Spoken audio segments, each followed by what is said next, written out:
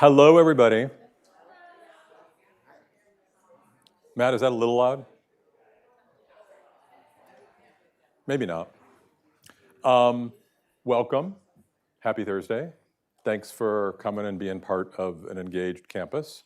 We're still trying to get that feeling back of, you remember when we all went to meetings live? And I know many people are still, faculty are still remote in many cases if they're teaching online, and it's hard to get people to come to a meeting because they got so used to Zoom, and we don't want to be on Zoom forever. Like, it's really nice to be together in a room. So I appreciate that you took the time today to be here and to have a little conversation. I will do most of the conversation because I want to share some things with you in terms of updates and things I've had in my mind that I want to share. And then hopefully we'll have some time to have a little discussion at the end, as I teased in putting out some information about this meeting. It would be great to have a conversation about AI and to find out what people are doing or thinking about it at this point.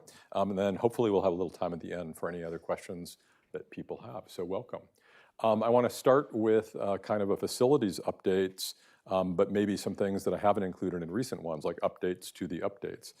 So you may have noticed the lights are on. We're super happy about that and hoping they stay on.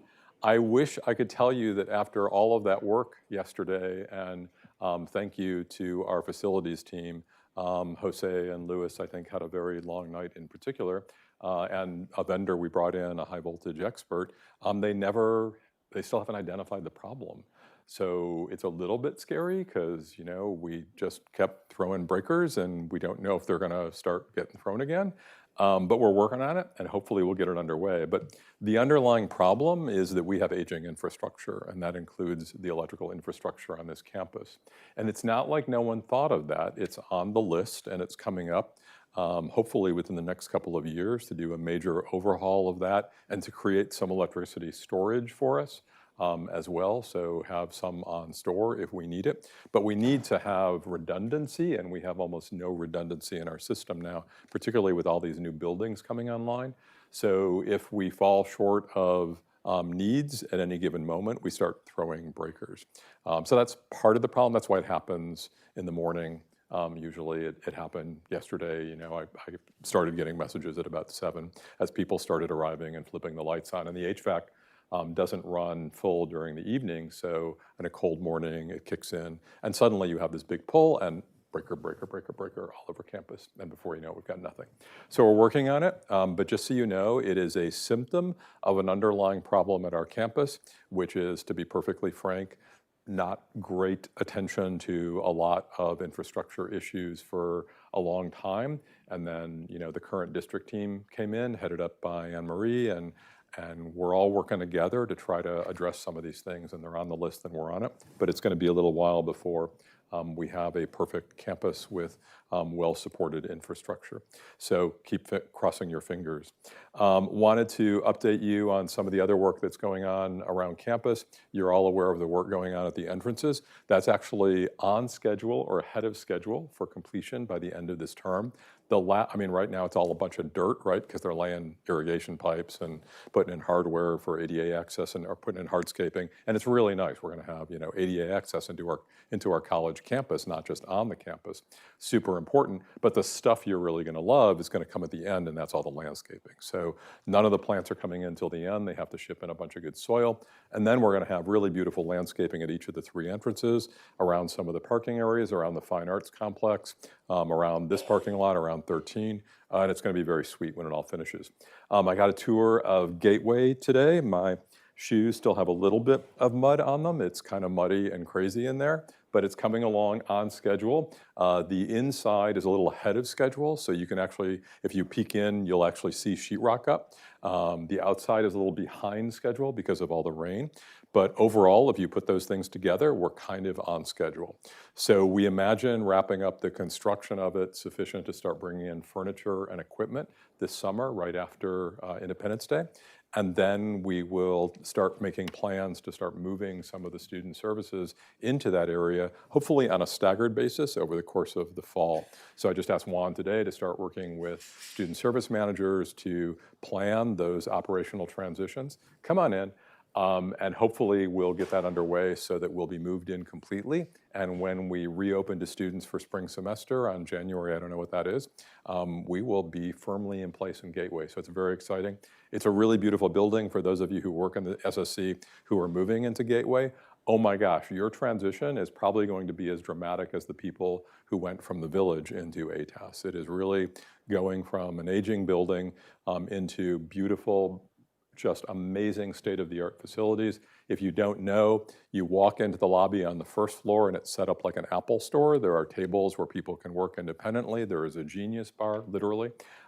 It's going to be a very cool place. And then the various service units for new students are around that area. And then the second floor, which you enter from the quad, are services for existing students. So the whole counseling center, really beautiful, career center, et cetera.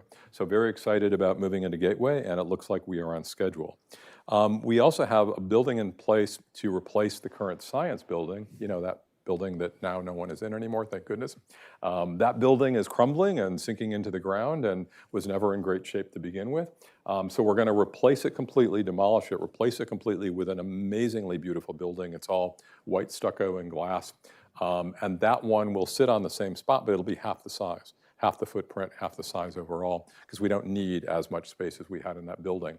That one, just to show you how bad inflation is right now, that one is projected out by the architects and our district services at $42 million.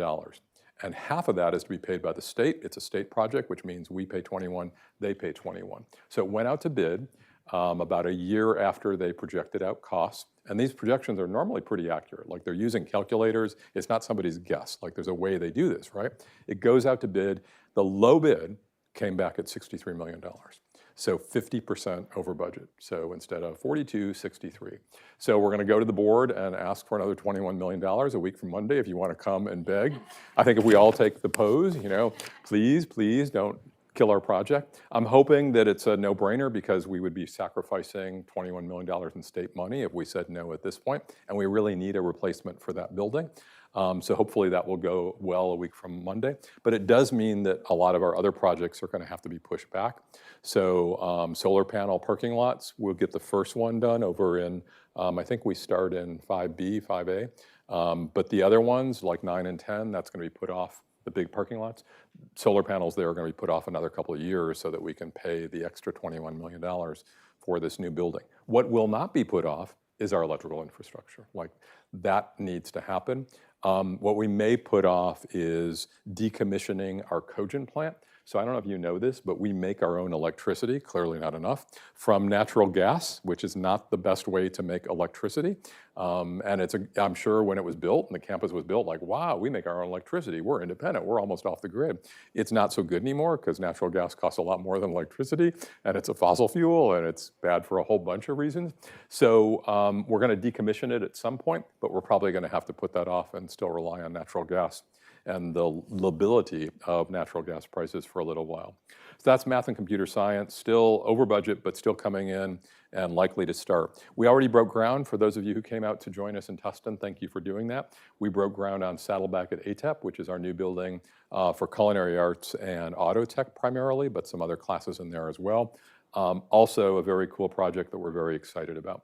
So those are the things in terms of infrastructure.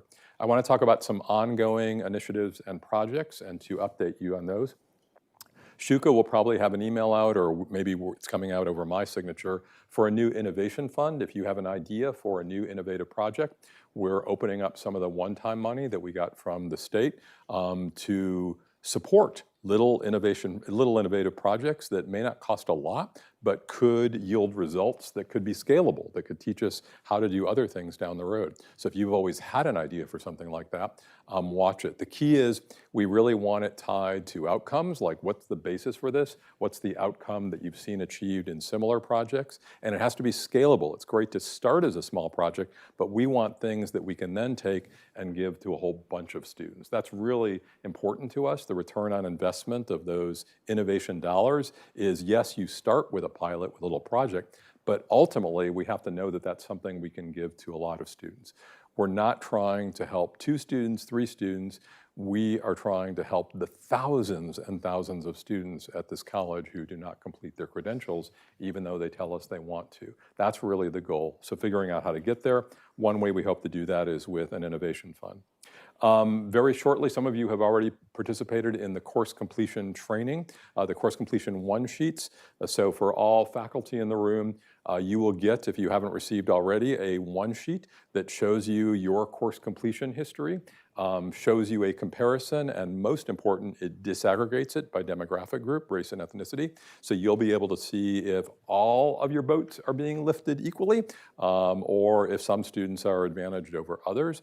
Doesn't mean you're doing something wrong. We have course equity gaps, course completion equity gaps across the campus. They're pretty significant for Latino students and to an even greater extent for Black African American students.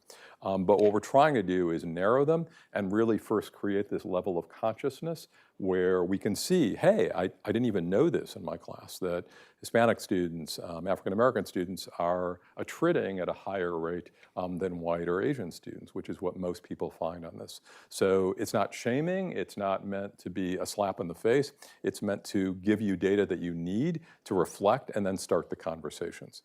Also with that information, faculty leadership and our own IR office has been very helpful in pulling together research on some practices that you might want to try and work. So you're going to see links with it that will actually show you other things that you can do to try to narrow those equity gaps, things from best practices that actually help. So it's part of our effort this year. If you remember the very first Flex talk that I gave back in August, it's part of the effort to, one, focus on just one course success metric, and that's, one student success metric, and that's course completion, because that's where it starts. That's the bottleneck for so many of our students. If you recall from one of my earlier updates this year, we know that a majority of students who fail our classes do not repeat them. You may think, okay, well, it's a lesson they've learned, they're gonna move on, now they're gonna do better. Nope, they never do it, that's it, end of the road. They don't take the class again, and it may mean they jump ship on the program. It may mean they jump ship on that credential. It may mean they jump ship on us and go somewhere else. And if they want to go to IVC, if they want to go to Santa Ana, that's great. But the concern I have is that many of them, when they leave us, they go to a predatory private. They pay $40,000 a year for something we do better. So when we lose those students, it is a big deal. We're not transforming their lives. And when we lose more African American and Hispanic students, those are hundreds and hundreds, if not thousands of students that should be completing their courses and should be with us, but aren't.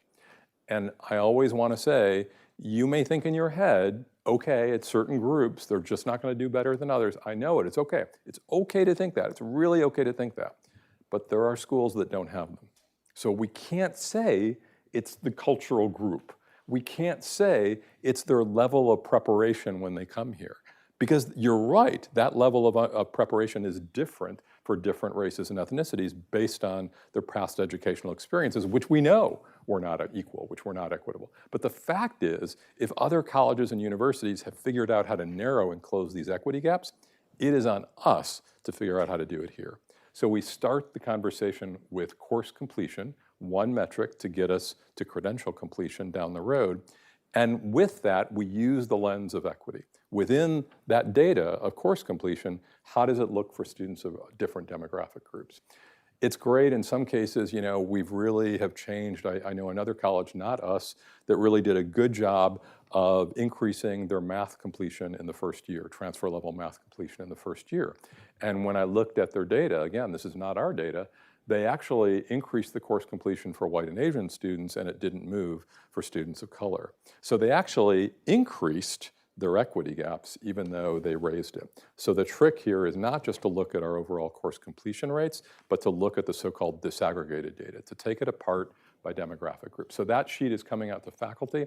I am super thankful to all the faculty who've worked not only in putting that out and creating training around it, but to provide the information on what to do about it so that people don't feel like, oh my gosh, I'm doing this terrible job and I don't know how to fix it. We're gonna try to help because we're all in this together.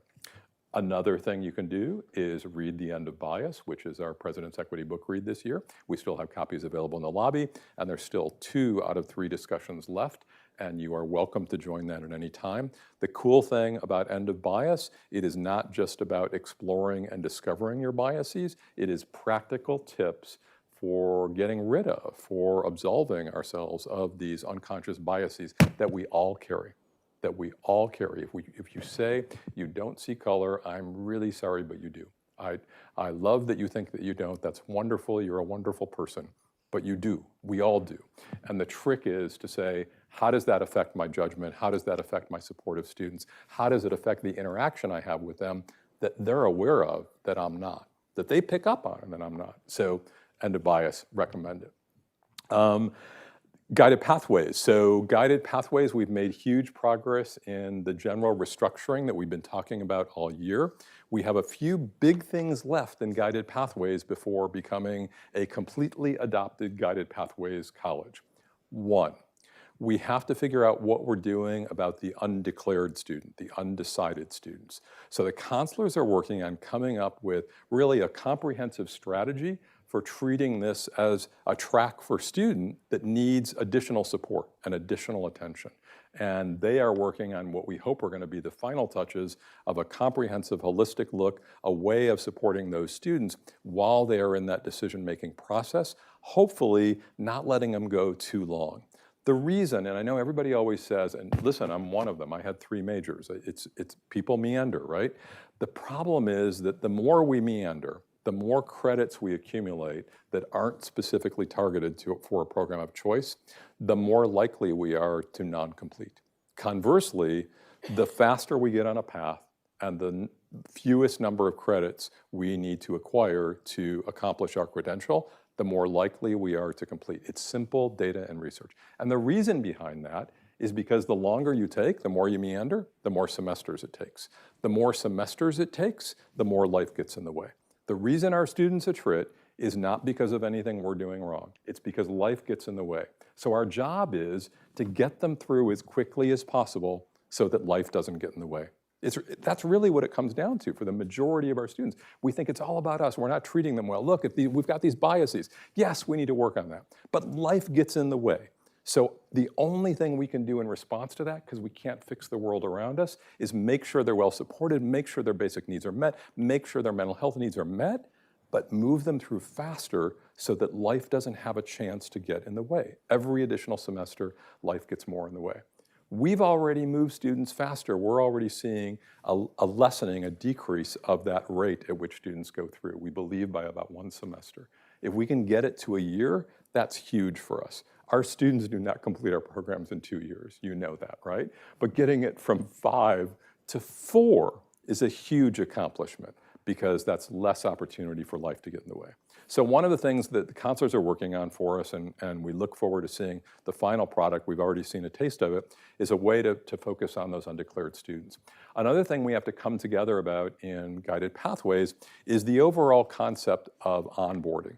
And onboarding really refers to the totality of all the things we do with students to help them understand our college, understand college education, understand their careers that lie at the end of that, so that first-generation students like me and many of you are not disadvantaged in this process, that we can all see it together. And onboarding means orientations and course success strategies and career training and interview advice. It's a whole process that starts when the student first comes to us and finishes when they leave us and when they transfer or go on to a career.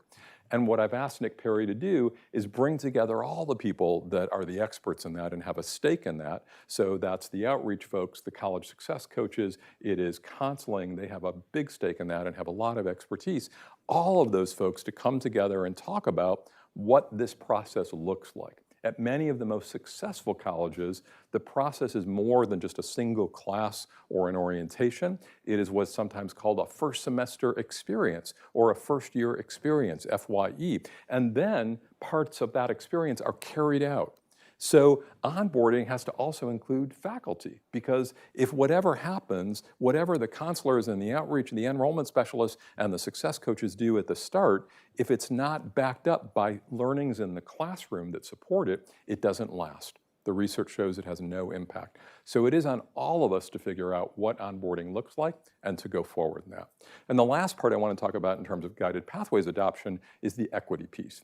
So California added a fifth pillar to guided pathways, and many states have done this, and that is the equity piece. Making sure that the outcomes we're trying to achieve, increased completion for all students, are equitable, meaning we don't have gaps not just in course completion, but in degree completion. Because right now we have significant gaps for Latino students and for Black students, students of color. We also have some gaps for first-generation students. We have some gaps for non-traditional students, right?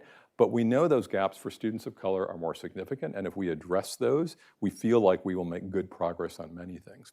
So looking at guided pathways and everything we're creating, what is the impact for students of color? What do we have to do to specifically focus on that and to make sure that we're lifting all boats, not just some boats? It's not enough to say everybody gets an opportunity, because everybody doesn't have the same opportunity when you come in carrying a backpack of weights from your life experiences. You don't have the same opportunity. And if you don't see color in your classroom, you're not seeing their backpack. You're missing the backpack of bricks that they've been carrying around for the last few years. And our jobs are to figure out how to take our students as they are, wherever they are, and to help them get to the finish line. So a little bit of work left to do on guided pathways.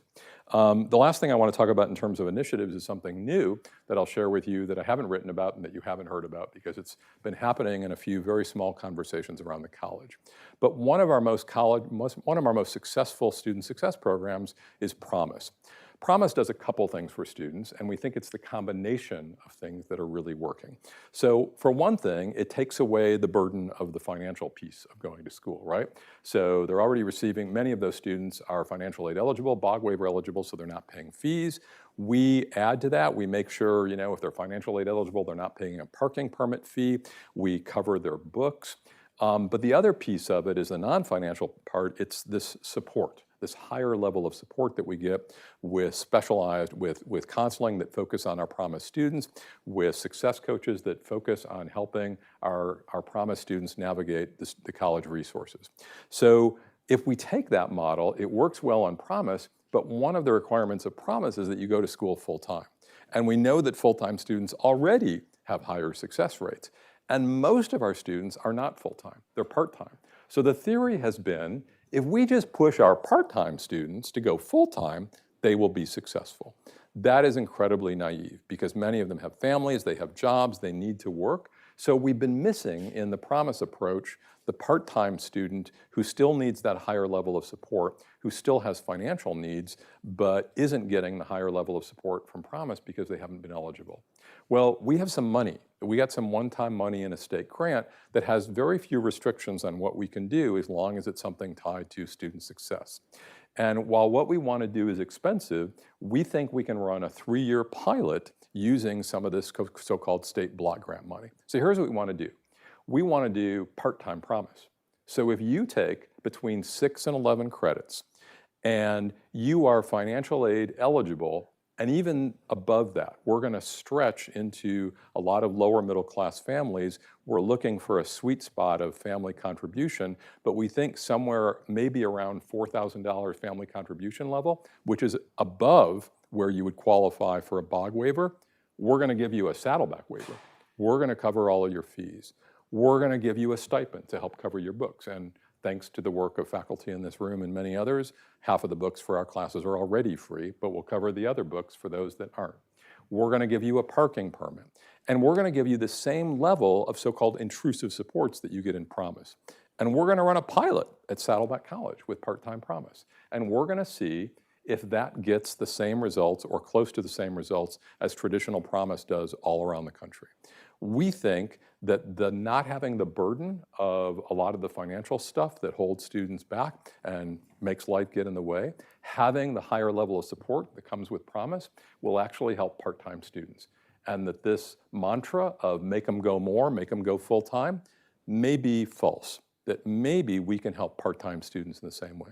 So very exciting, very expensive, not sure how we would do it long-term, but maybe if it's successful, it becomes a basic aid request. It becomes something that we can pursue down the road. So very exciting about part-time Promise.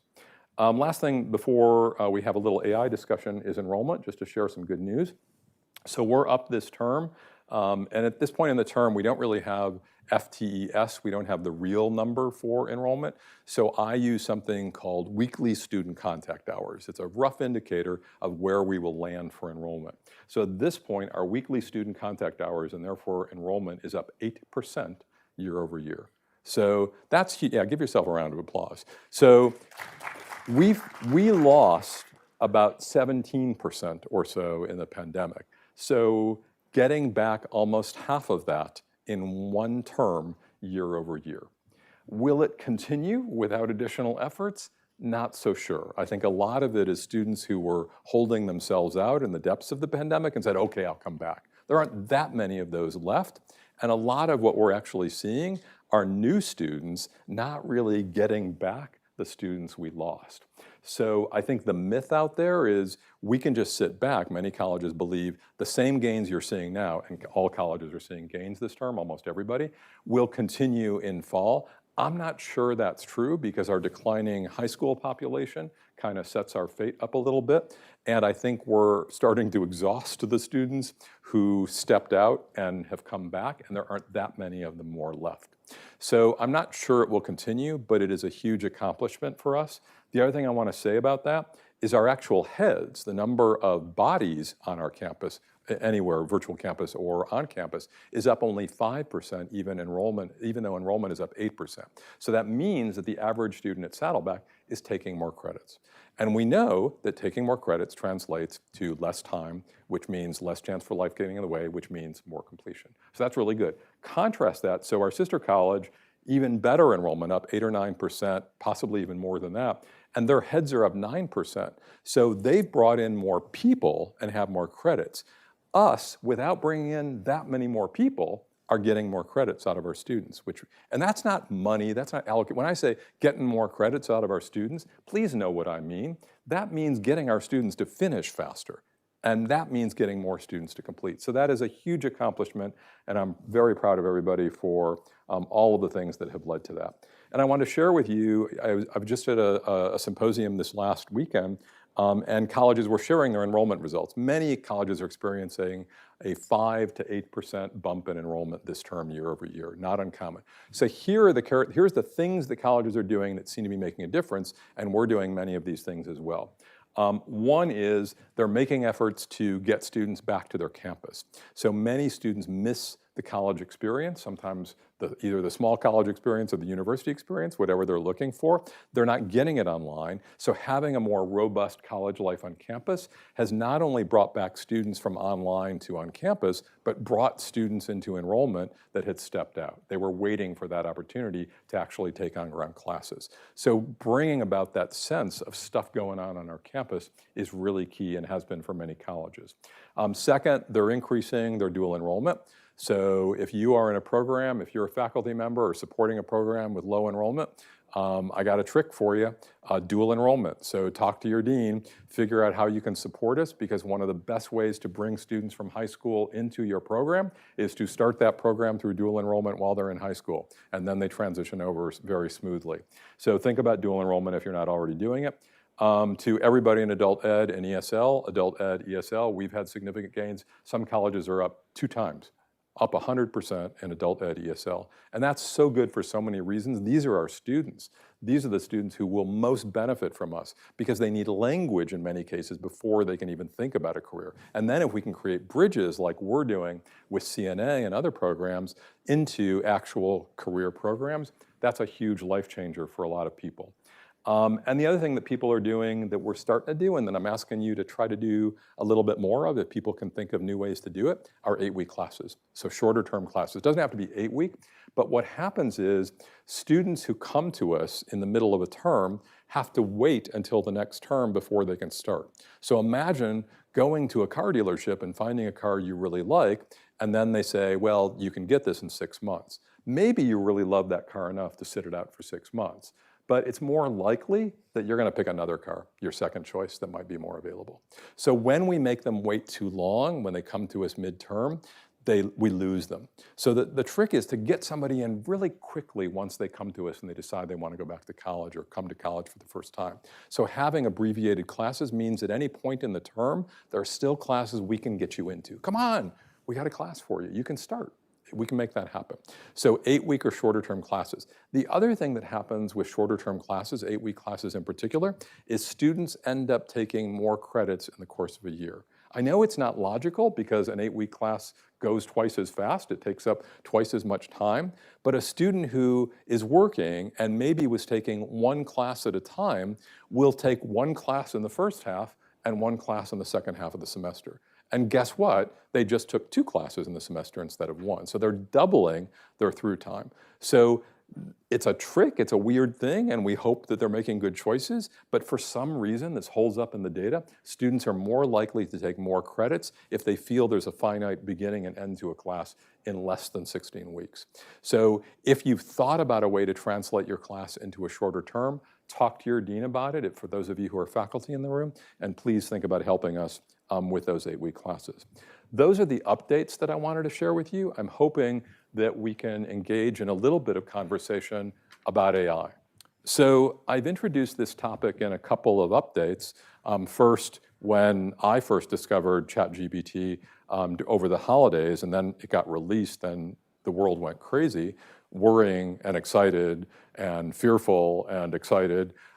It creates very mixed emotions. And on college campuses, those mixed emotions are magnified because there's 2 ways you can look at ChatGPT and more broadly, all of the AI software that's about to be introduced. Because we know there's techies that have been working on this stuff for 10 years. It's Google's biggest investment, and theirs sucks compared to ChatGPT. They're panicked right now because after all that work and billions of investment, it doesn't yet live up to what's happening with ChatGPT.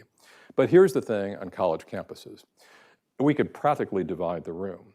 ChatGPT is a threat to academic integrity. How will I ever teach students to write if I can give them an assignment and they can plug it into ChatGPT and pull out the assignment? And maybe they'll freshen it up and make it, put in a few words and put it in their voice a little bit, but it's still, they missed all the opportunity to do research, because by the way, the new version of ChatGPT has citations in it. That gets released this summer.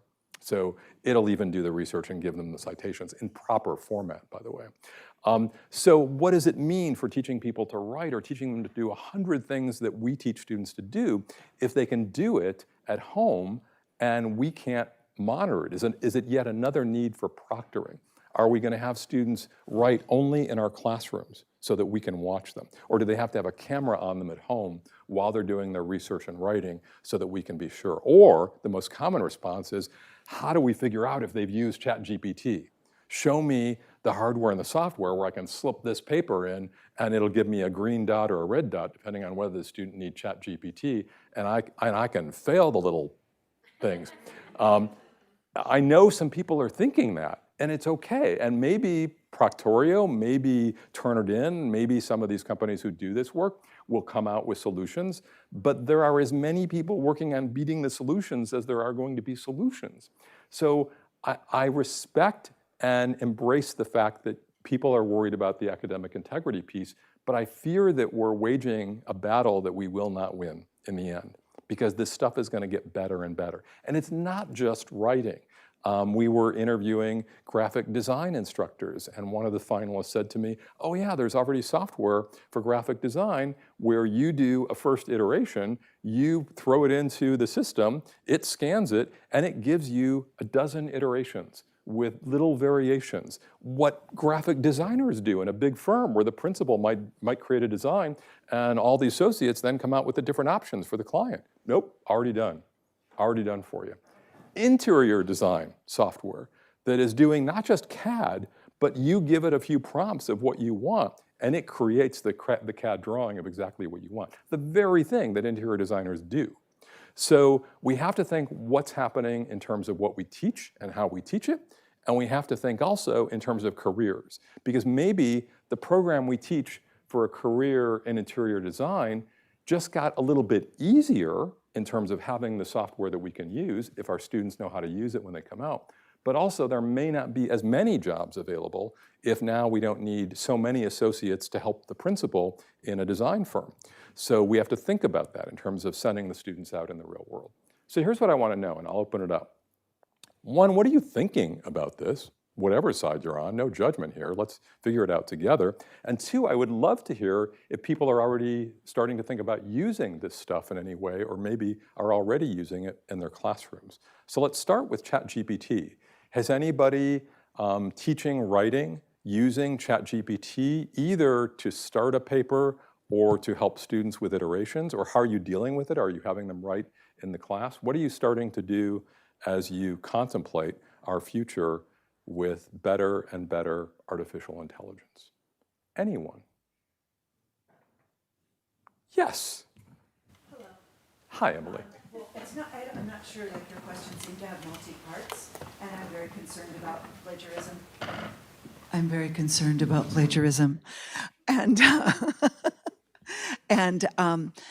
I feel like ChatGPT can be outsmarted by clever prompts, being very explicit with regard to the topic, based upon a reading, based on an article, a TED Talk, the things that I use as my discussion subjects.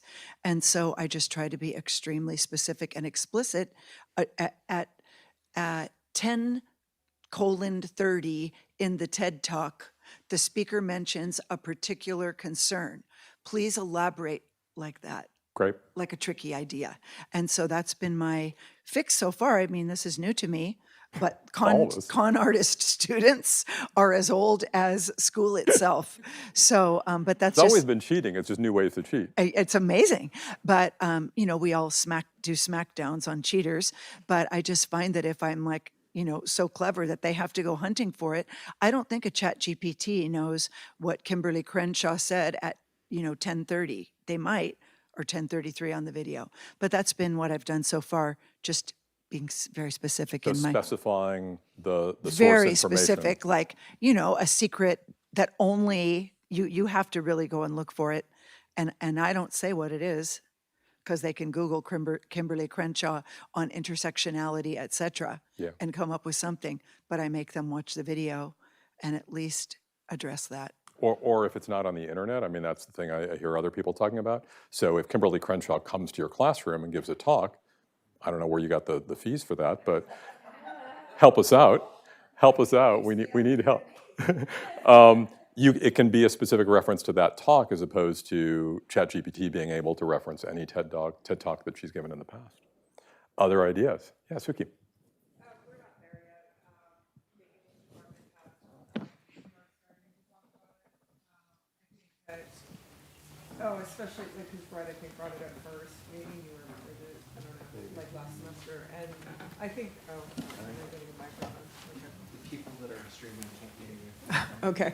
I think that at first, it's sort of this, you're just like, oh my gosh, I'm doing so much already. And now this, but then the other side of it is somebody wants to cheat, they're going to cheat. Like, this is just a different version of that. And we're going to have a retreat in like a month, and we're going to look at, but I think we already have some good ideas. And one of them, I think I'm really excited about the idea of authentic assessment. And I barely know what it is, but I'm excited about it because it's a way of putting the ownership on the students.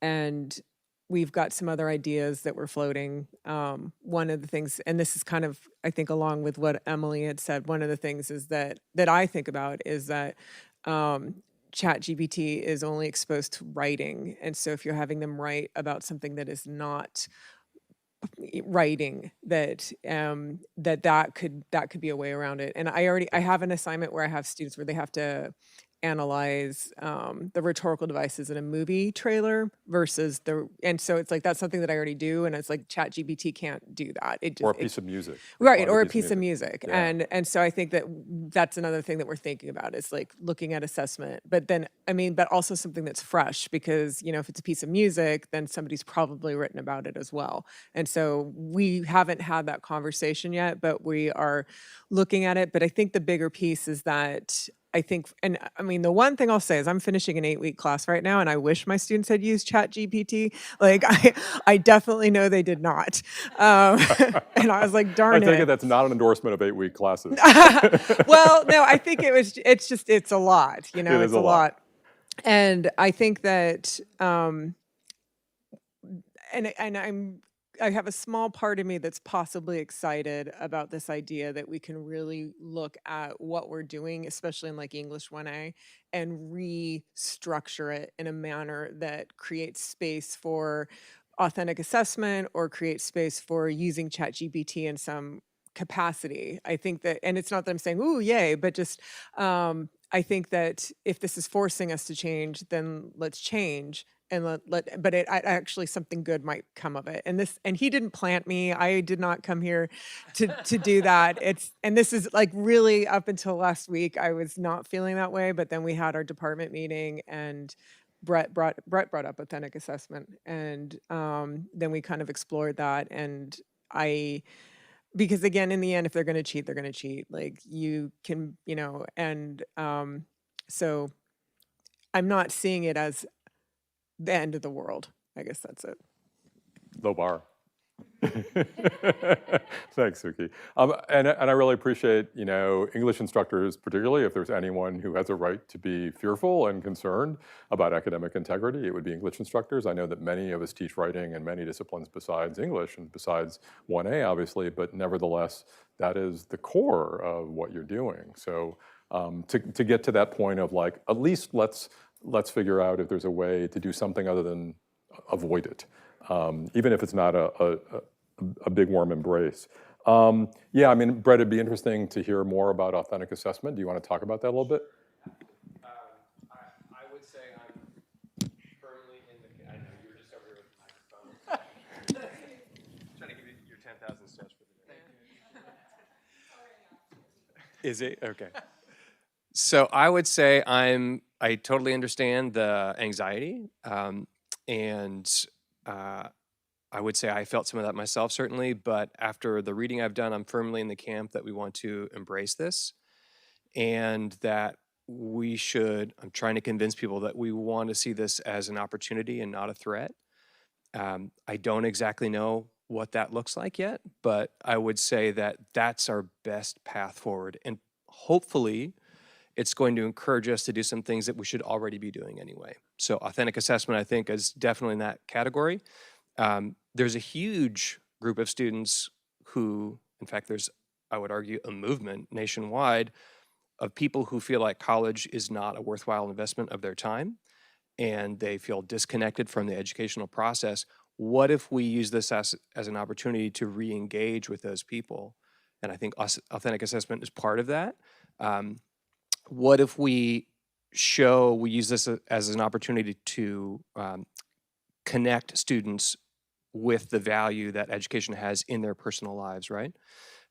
One way, I don't want to get into ways to like outsmart the AI, because I feel like it's always going to be one step ahead of us in any event.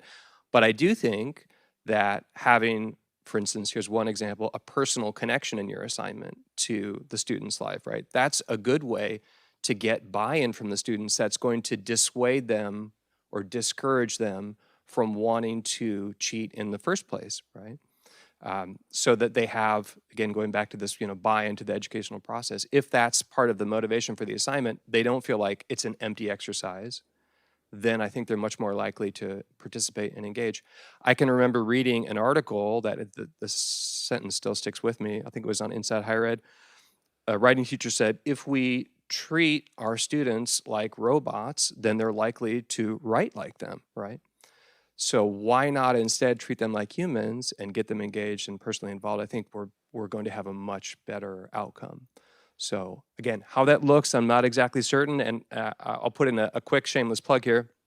The Online Ed team is creating a resource right now that talks about ChatGPT, AI, all these kinds of things, and we'll have links in there for authentic assessment, links in there for sample assignments, all these kinds of things to kind of help people think through this together. We also have a forum that we have started district-wide. So people from IVC and district services are already participating. It's very active, where people are talking about ChatGPT and AI, and we're hoping to get people engaged there to talk more about it and share ideas. So glad to hear that. Yeah, I was going to suggest if people wanted to form a group, because many of the conversations will happen within programs, but there's really a lot of this stuff that really transcends subject matter and program matter. So it would be great if we could have a forum. So I'm glad you guys are way ahead of us and Definitely. already started that. The other thing, Brett, is it would be great if you guys could think about a Fall Flex presentation Yes. on authentic assessment, because Sure. I have a feeling that would be very well attended. Yeah. All right, great. It reminds me of, I remember like when Proctoria first came out and Turnitin came out, a lot of people responded by saying, you know, what we really need is plagiarism prevention. There are ways that you can create assignments and create prompts that don't lend themselves to easy plagiarism anyway. And it's sort of like that, I'm taking it, that there's a way that we can give assignments, and the way that Emily gave an assignment is one example, and perhaps allow use of ChatGPT in some way and other AI that doesn't require us to set up cameras over their writing area. I agree. I think policing is not the best path forward. I think. Yeah, and something else you picked up, I just wanted to emphasize, you know, for me, it's really important that what we do in our classrooms translates to how students learn in real life. So I feel like the idea of saying you can't use ChatGPT in your classroom is like telling any of us you can't use a search engine to go do research right now. And if I, you know, reference a movie that you haven't seen, what are you going to do when your phone is right next to you, right? Like you're going to IMDb as soon as you get out of here.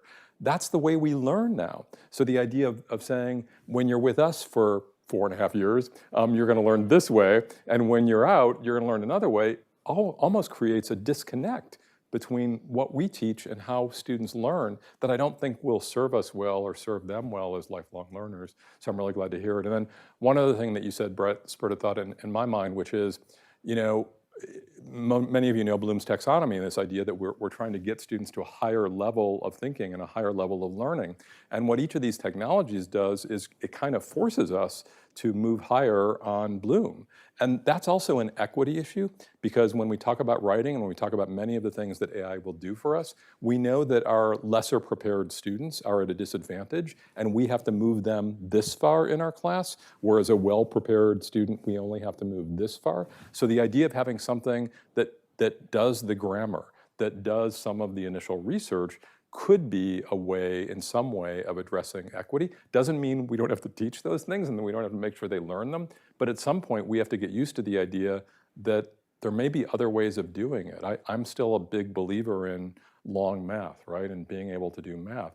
But I'm old and I'm stupid because no one else is thinking that. There's always a calculator around. Why do I think that I still need to be able to draw the little divide sign and figure it out? Kind of crazy, yes. None of us do. But what about, everyone's looking, what about like giving the students options, like you said, that's how you learn, where like students can use students can either do it themselves or, and this doesn't apply for all things, but do it themselves, or here, let me give you this software that's actually used in the industry, and maybe it helps you create something, but part of the assignment is to point out the principles or the technique or all the stuff that should be applied in it, so that now that they at least demonstrate they understand where it is or the grammar or.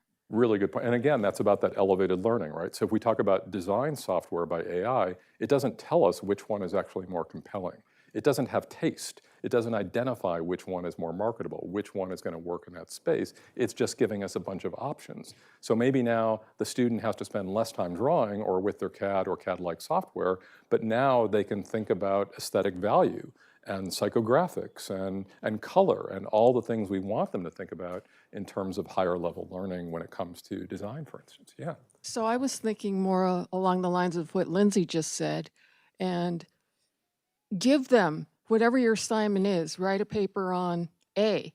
Give them the Chat GPT.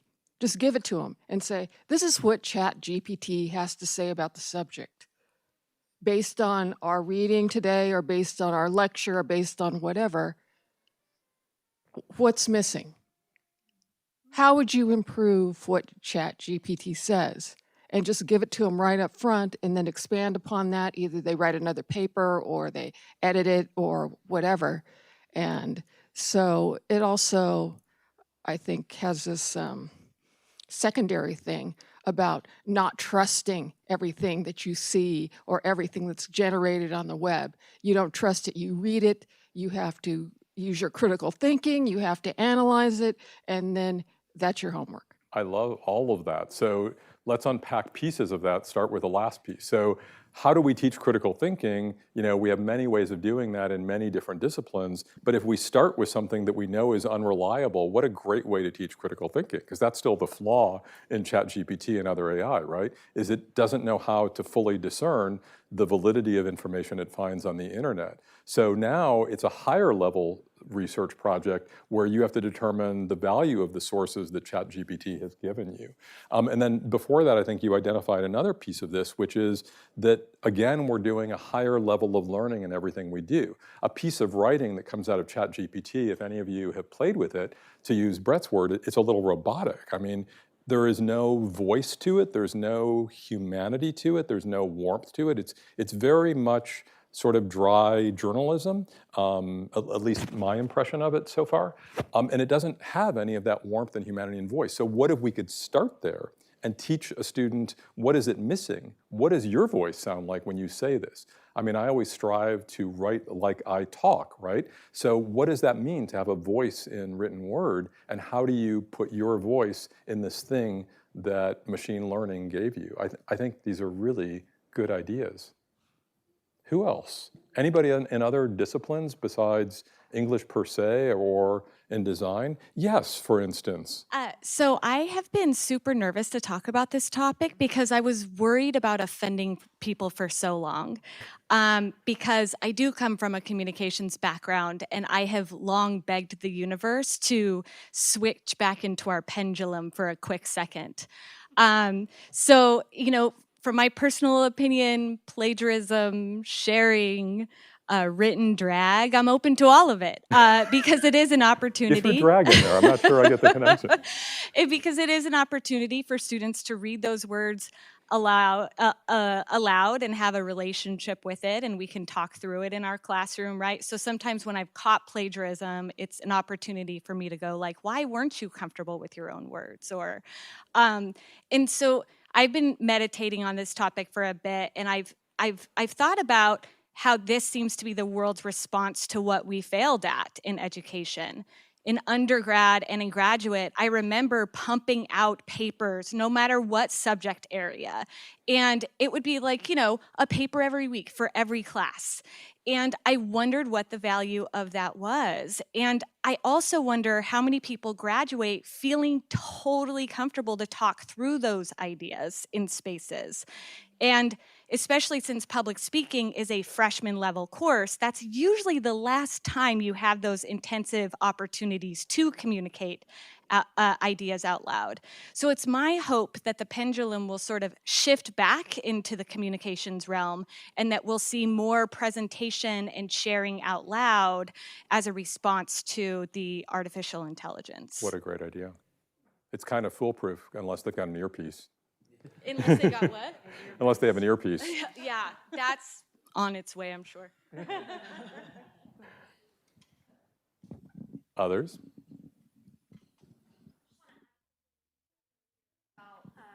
You know, these are things that we're all using in real life. You know, in our office, we utilize tools like Canva, which is a graphic design platform where there's hundreds of thousands of templates that are already available. But we also have a team of 4 graphic designers. So where does that, you know, our students are learning to design from scratch, but there's also this opportunity, this platform that exists.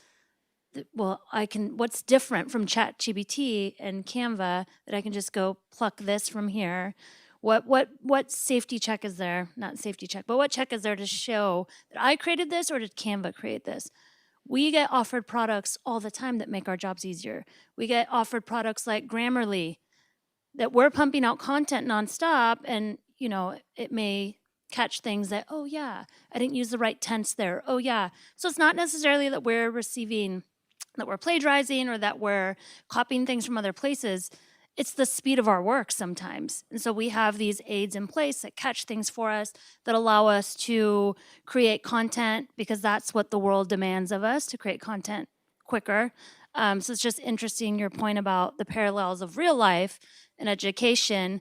It depends on the lens, right? Is it plagiarism, or is it the world that we're in? Is it the aids that are available to us in the world of work? Because our students will go into the world of work and find that they are sold all of these tools that help them be better at their jobs, that help them be quicker, faster, meet those demands.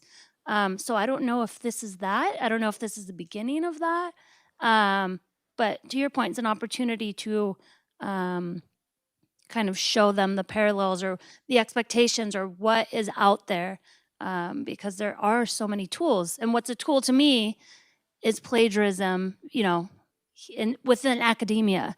So it's just interesting the lens that we place on some of these. I mean, I think Heidi said it, or somebody else before her said, our students are used to this idea of sharing. Like, how many of you have slapped somebody down for plagiarism and they said, I shared? Why is that plagiarism?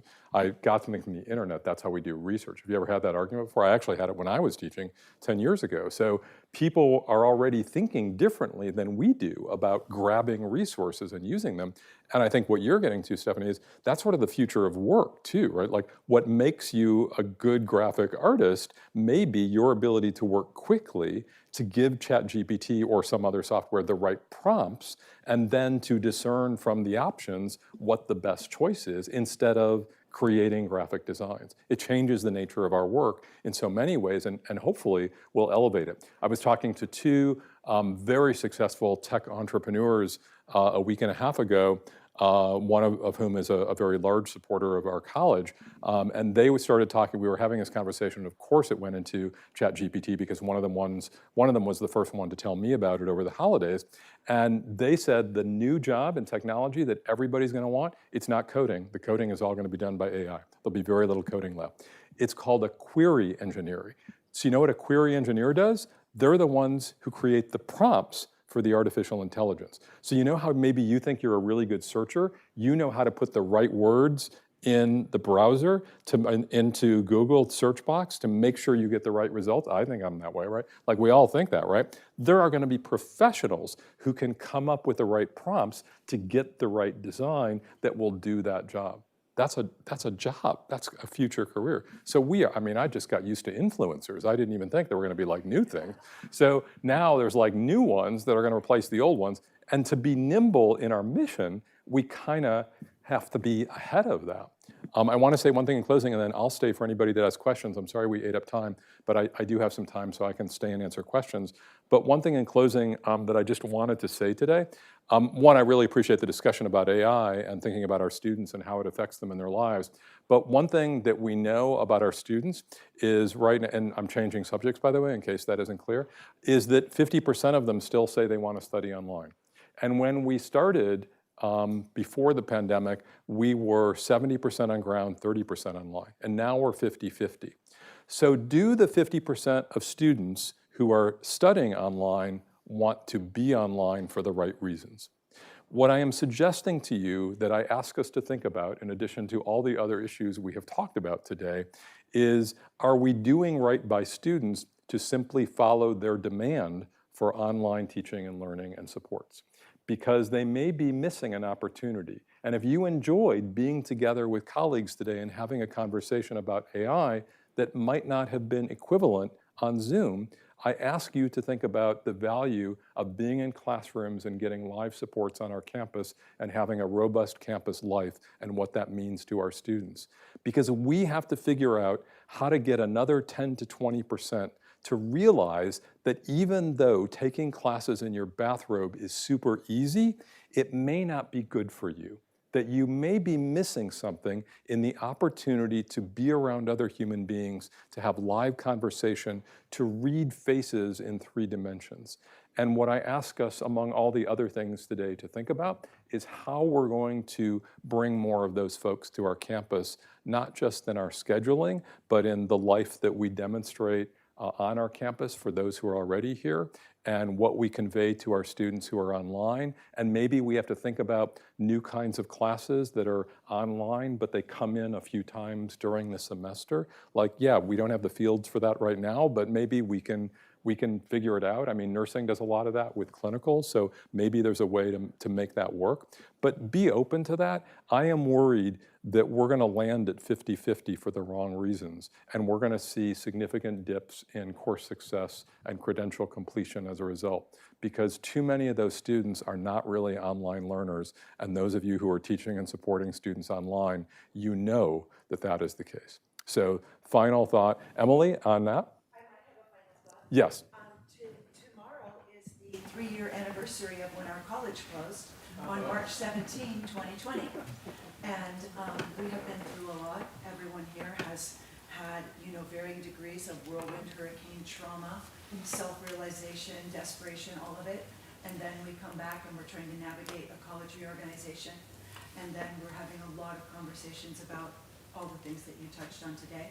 But I want to thank you, Elliot, for navigating this with us. It's not always popular, it's not always great, maybe not even appreciated, but I know that you have gone through a lot as well, and you're trying to lead us through these new challenges, and I, for one, am really grateful, and I thank you for that. Thank you, Emily. So it's possible that I may have a thought about tomorrow's Friday update. It might be about that 3-year anniversary.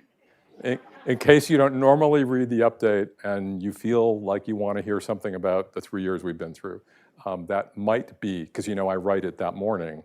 No, I'm a day ahead this time. I'm going to stick around and take any questions that you have. Questions? You can leave, you can leave, you can leave.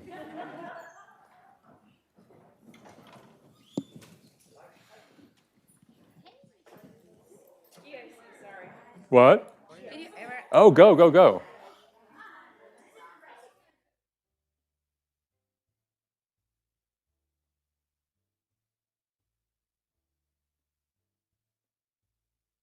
Final decision, use AI, not stop using AI. The faculty need to start using. The faculty, they never can stop student using that. No. They need to start to using.